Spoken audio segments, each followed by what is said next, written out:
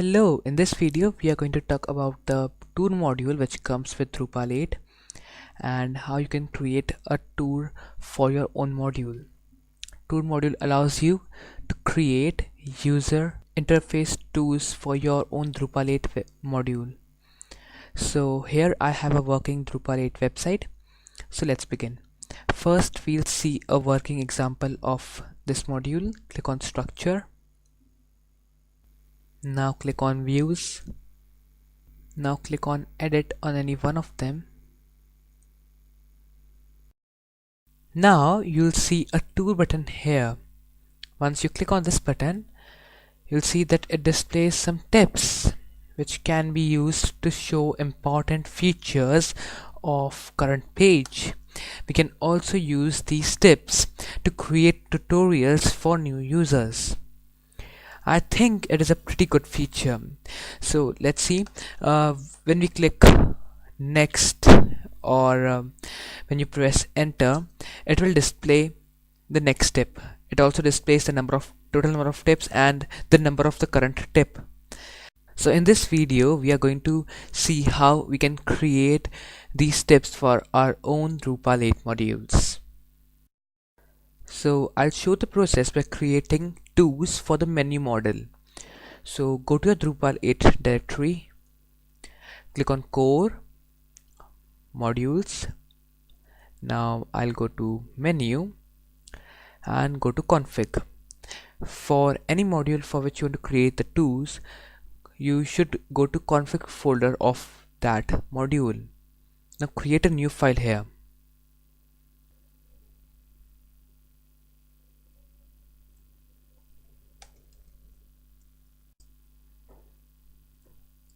Okay, open this file in your text editor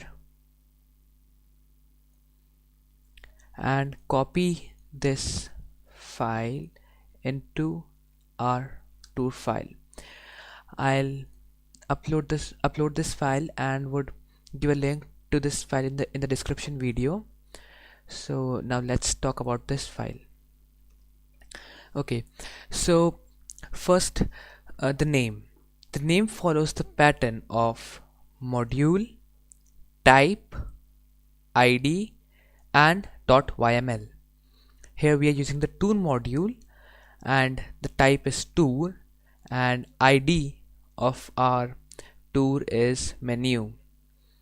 Now in the file we mention ID and it is menu.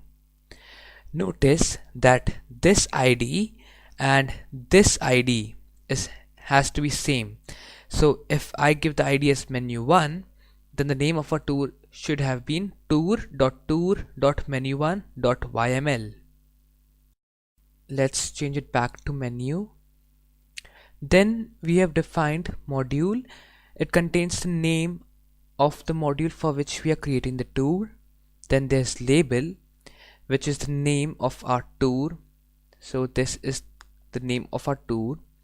Then there's lang code, which stands for language code, and it contains information of the language in which our tour is created. So I have written EN as our tour is created in English language. Then there is paths, which contain array of paths for which our tour is active. So I have written here admin/structure/menu. We'll see how we can find this path. Go to your Drupal website. As we are creating tour for menu module, so we'll go to structure, then menus. As we are going to create tour for this page, so we'll copy this path which says admin/structure/menu. This is what we have written in our file. Now let's go back to our file.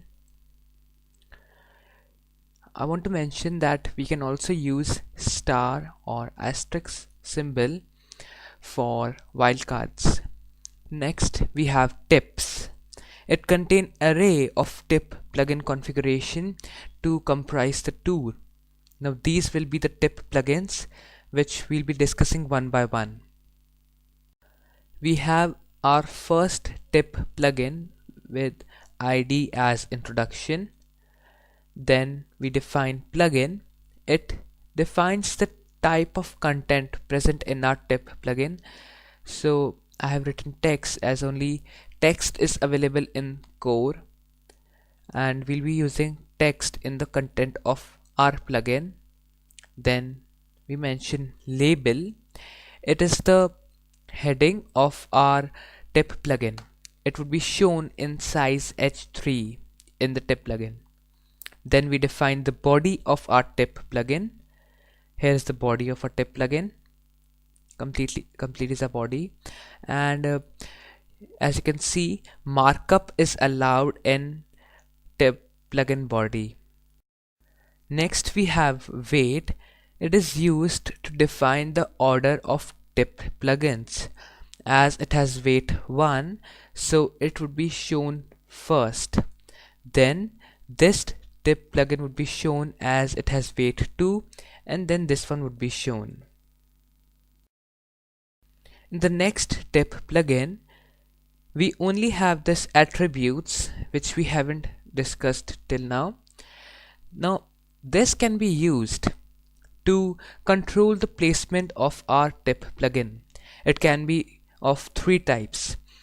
Either we can say it as data ID, or we can say it as data class, or we can leave it blank, or to say we do not mention it, as we have done in the above tip plugin. Now in data ID, we use this to nominate ID of the DOM element to which this tip plugin will target to, and we mention the ID here. Remember, we do not need to mention the hash in this ID. We can use data class if the element which we are targeting to doesn't have an ID. So we can use data class, which contains the name of the element, the name of the class of the element actually, of the element which we are targeting to. And if we do not mention this attributes, then the tip plugin would be shown as a model instead of targeting to a single element. We'll now see how to find the value which we need to put here. So as this tip plugin is going to point to this button, which is add menu button, so we'll find the class name of this button or this area. So in Chrome we can do it by right clicking on it and going to inspect element. Here we see that the class name is action links, so we copy this class name and we use it here, action links. As this one is going to point to these operations, so we right click on any one of them, and here we can see this class. We can use this class so that our tip plugin can point to this complete drop down widget. So we use this and we paste it here. Now here's one more thing which we can do is define location, and we are going to talk about this later. So that's it. Save the file and go to your site and click on extend. We are going to uninstall our menu module and going to install it again. In the uninstall tab, I select menu and I click on uninstall. I confirm it by clicking uninstall. Now we are going to install it again. So I click on the list tab